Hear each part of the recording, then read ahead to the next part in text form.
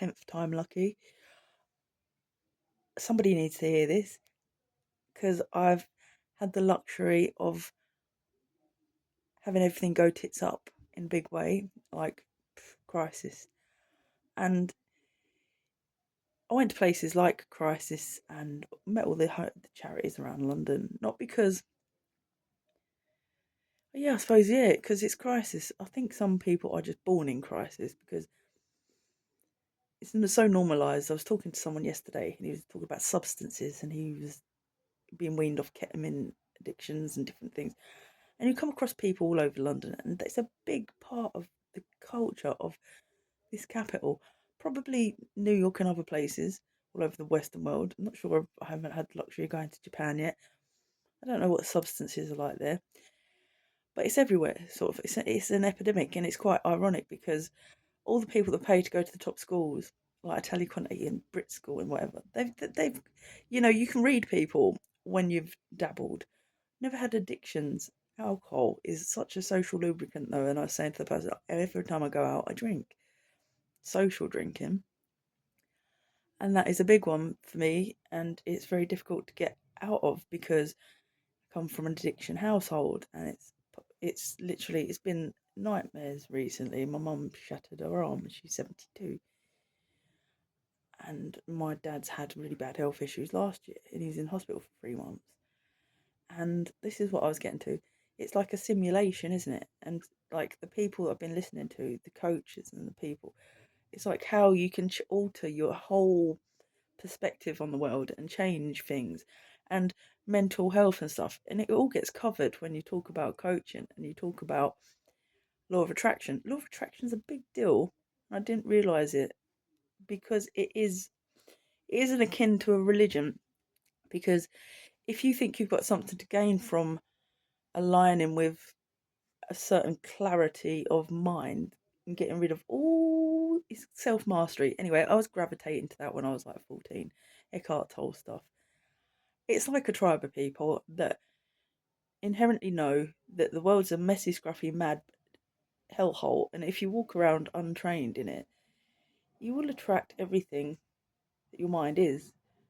Obviously, substances all over the place. Now, when I went into theatre, the minute I left school, I was like, oh, my dreams and ambitions are singing theatre.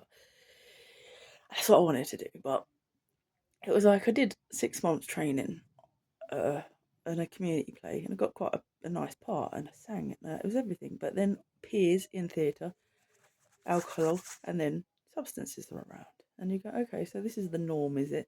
People, substances. Now, I think I can count on my hand, like, yeah, one hand, how many times I've actually purchased Coke with somebody because somebody else, and that I was like, that's good. Yeah, that's good.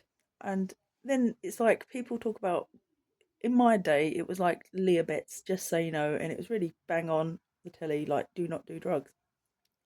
And they were trying to sort of like install that. And then it was really hard not to do drugs because everybody's offering them. And it's not, it's just, you dabble.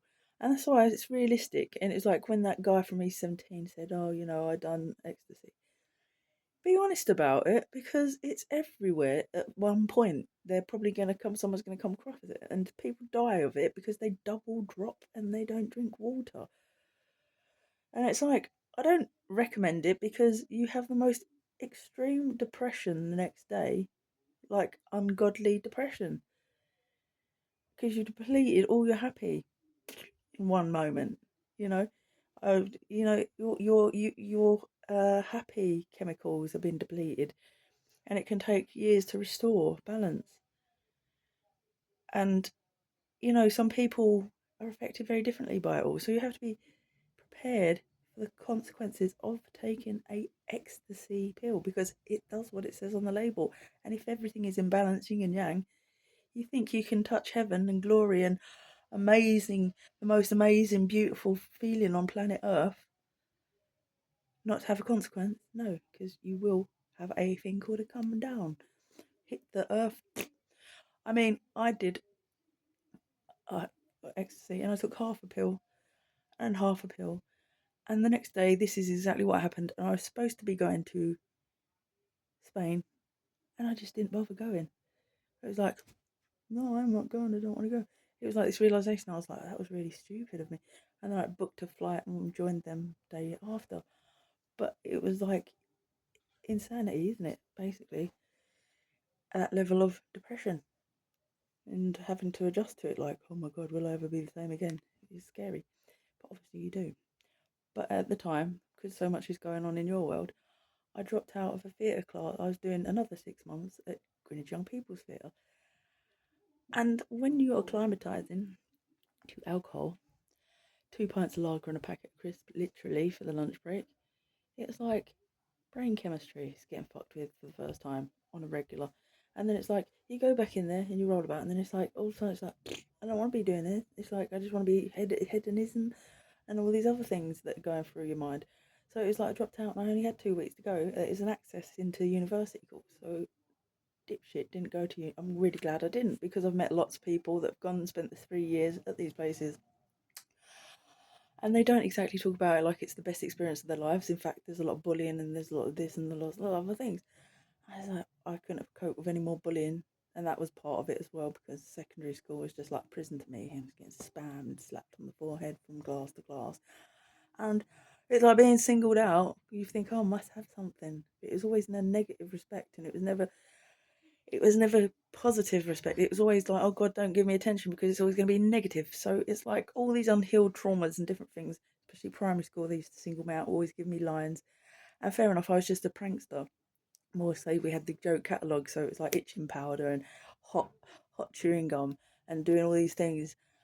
Like, so always getting lines and always singled out. So then it's like you developed complex. Oh no, I'm always going to get singled out. It's always going to be bad. And they even put me in a different class at the end of the year. Like, you spent all your primary school years with your class, and then they take just you and put you in some strange class. And you're like, yeah, I'll put it back on. So it was like that. So complex. The minute I started to try and just generate my own journey via getting on venue stages, what happened was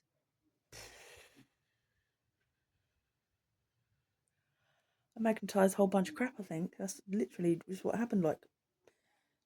Like school bullying, and that's exactly what it was. It was like they crossed all over these boundaries, and I was violated, left, right, centre, and then I stopped pursuing my stages because I just didn't like those people. I thought, I am not tolerating this. I don't want to even see that person again. The best I can do is just remove myself from those places. But they're dominated by those places, those gatekeepers, those people that even have a morsel of respect around them. I do not know. And having come from the security place, it's like it was such an affront and a kick to the teeth again and again and again. The worst possible path you can ever imagine, basically, is what happened. You go from being, escorting take that's in vehicles and all these A-listers and stuff, and then you're trying to take yourself down this path, and they're just kicking you, gutting you, picking on you, horrible, crap, bullshit, relentless. And it was like, and then the police were just compounding it for whatever reason. Oh, why don't you go to an anonymous mask? Oh, it's not anonymous. They invite you for a reason. They target you, and that's what they're doing. And then you're being threatened with kidnap off the street, and you're minding your own business, walking on your own quiet. Anyway, I haven't got justice for a whole year's worth of nerve damage in my thumbs when they arrested me at my verbal response, to like, fuck off, beep, beep, beep, beep. It was it was a compounding effect. I'm pretty sure the police operate around those venues, and they know exactly the level of boundary violations that had already been experienced at the hands of a certain demographic of Mao.